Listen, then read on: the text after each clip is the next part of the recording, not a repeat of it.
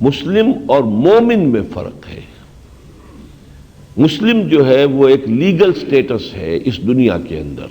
اگر آپ ٹیسٹیفائی کر رہے ہیں کہ میں گواہی دیتا ہوں اللہ کے سوا کوئی رسول نہیں، اللہ کے سوا کوئی معبود نہیں اور محمد اللہ کے رسول ہے، اب مجھے نہیں پتا آپ کے دل میں یہ ہے یا نہیں ہے۔ ممکن ہے آپ ہندو ہوں اور آئے ہوں یہاں پر جاسوس بن کر، اور آپ وہ سب چیزیں جو ہے مسلمان، جیسے کہ ہمارے دیہات میں اور یہ سارے جو سرحدی دیہات ہوتے ہیں، یہ امامت بھی کرتے رہے آ کے ہندو جاسوس جو ہے، کئی سال تک امام رہے مسجدوں میں، تو ہمیں تو پتہ نہیں نا دل میں کیا ہے۔ لیکن جو شخص کلمہ شہادت ادا کرتا ہے اور جو 4 ارکان اور مزید ہیں اس کے ساتھ، نماز، روزہ، حج، زکوٰۃ، ان کو تسلیم کرتا ہے، وہ مسلمان ہے۔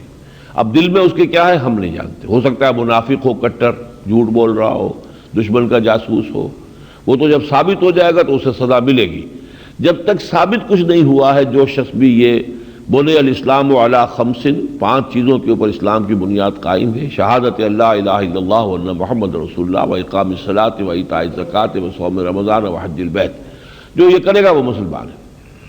ایمان یہ ہے کہ ان چیزوں پر یقین دل میں پیوست ہو جائے۔ جب یقین دل میں پیوست ہو جائے گا تو ایمان کے خلاف جو شے ہے اس ماحول میں آپ اس کے ساتھ لڑیں گے۔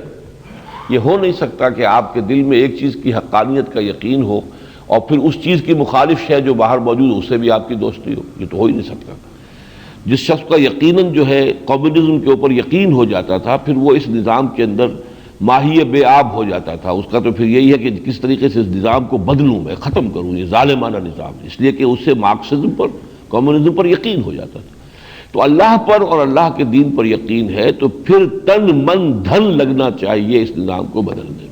مومن کی یہ 2 شرطیں لازم ہیں کہ اس کے دل میں یقین ہو اور اس کے عمل میں جہاد ہو۔ وہ تیسری سٹیج محسن کی ہے، وہ تو ہم نے پڑھا ہے، سورہ مائدہ میں پڑھا ہے اور حدیث جبرائیل میں ہے، اخبرنی عن الاسلام، اخبرنی عن الایمان، اخبرنی عن الاحسان۔